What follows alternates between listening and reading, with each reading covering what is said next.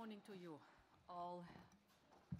This morning the College met to discuss the situation stemming from the tensions in Iraq, Iran, the wider Middle East, and as well as Libya. And while we're standing here, we're still following the developments. I would like to express my deepest condolences to all who lost their beloved ones in the crash of the Ukrainian aircraft this morning. At this moment, it is for the aviation security experts to investigate the cause of the crash, providing answers to this horrible tragedy.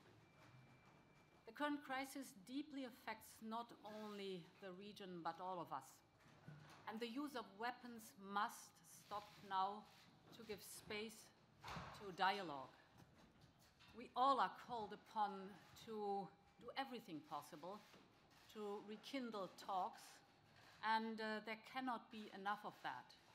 The European Union, in its own way, has a lot to offer.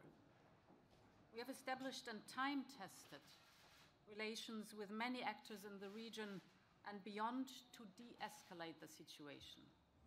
I asked the High Representative and the Commission Vice President Josep Borrell today in College to debrief on the developments and on his contacts as well as actions undertaken so far.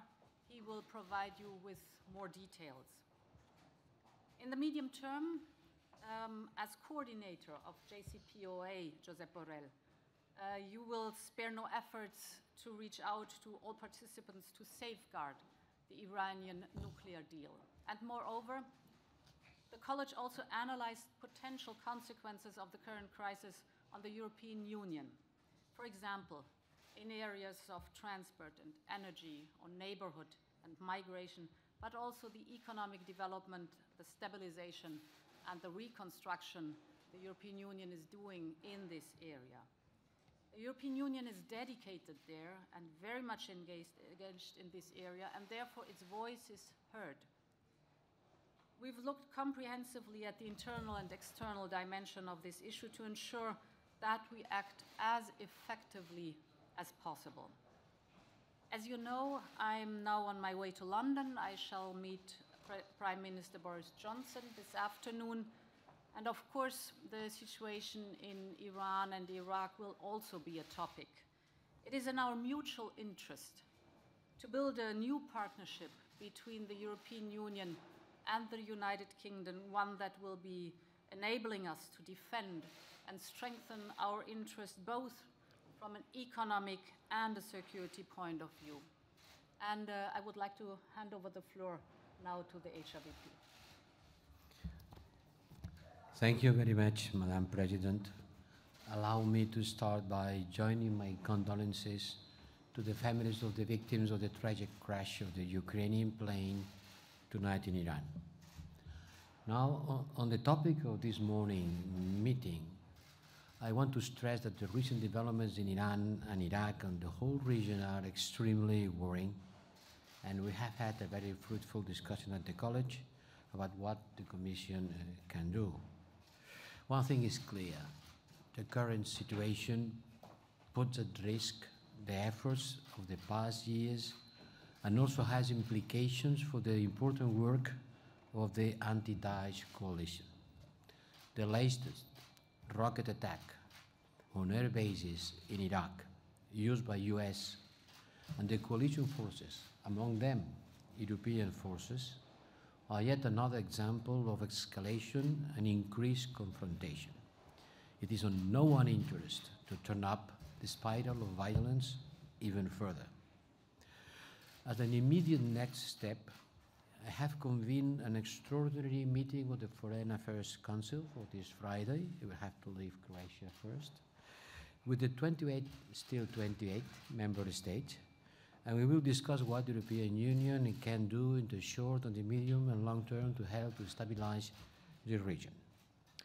We have been talking with the colleagues also on the situation, as you said, Madam President, of the JCPOA, which is today more important than ever because it's the only place where we can sit together with the Russian and Chinese to talk on a multilateral basis about many risks that we are facing. It's one of the most important tools of the non-proliferation and regional security.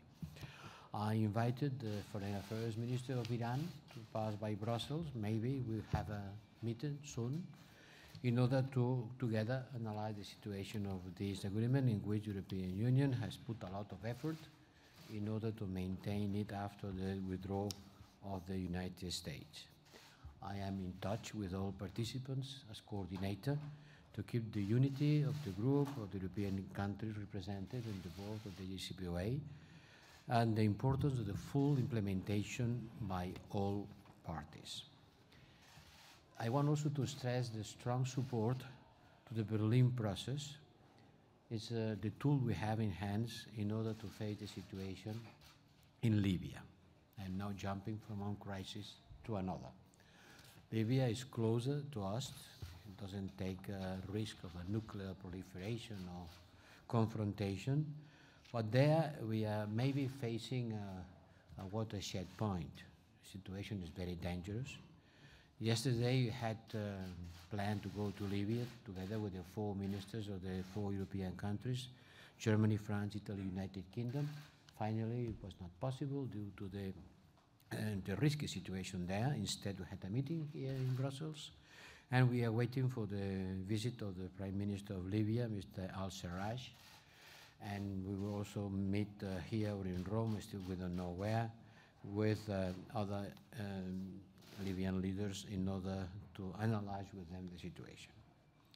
We'll talk about it on the next Foreign Affairs Council. And thank you very much, Madam President, for having the opportunity of talking together with our colleagues on the Commission College about the situation in which the European Union, and especially the European Commission, has a lot to do. For an example, we have a partnership and cooperation agreement with Iraq, a very recent one. It was signed 1 year and a half ago, and it's opened the door to ongoing programs on the multi-annual financial network and multinational framework. And there, in many fronts, in many issues, we can make a contribution in order to ensure the stabilization of the region. Thank you. Thanks. Is the EU powerless